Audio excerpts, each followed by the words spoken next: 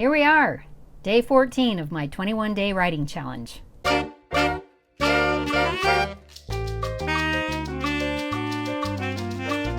Which means you've been writing every day now for a full 2 weeks. I assume that if I were to ask you if you've written something every day for the last 2 weeks, you would say, well, of course, Stacy, and it's fantastic. And I would believe you because I know you wouldn't lie to me, right? Which brings me to today's writing prompt. I'm going to put you in one of those icky, awkward, I wish I were anywhere else but here situations. Let's say you have a friend, a woman friend. You know, the kind of friend that you would drink tequila with to celebrate a job promotion or get sloshed with toasting memories after a loved one dies. The kind of friend to whom you could admit that you watch RuPaul's Drag Race, and not only would she not judge, she'd come over with another bottle of tequila and watch it with you. Then one day you find out her spouse is cheating on her. Do you tell her? To make matters worse, her spouse doesn't know that you know. So there's no pressure on you to put pressure on him to come clean.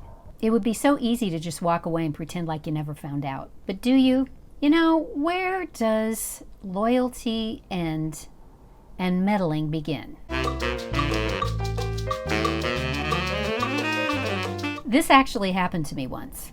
I found out that the husband of a friend was cheating on her. I was on a business trip in another city clear across the country when I caught him canoodling with a woman in a dark romantic corner of a restaurant.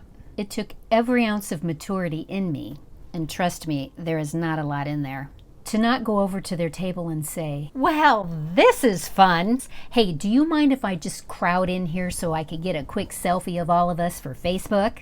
I ended up telling my friend, and she was furious with me. She always suspected, but never knew for sure until now. And that meant now she had to do something. Apparently, suspecting was in her comfort zone, but confirmation was not.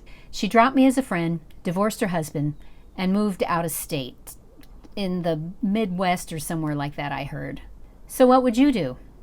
Set a timer for 20 minutes and pick a friend, a real person, and write about what you would do if hypothetically her husband cheated and you exclusively found out. Play the scenario out on paper to its most dramatic ending. And be sure to justify your actions because that's where the creamy nougat center of conflict resides. And then afterward, toast your friend with a shot of tequila no matter which way it plays out in your scenario.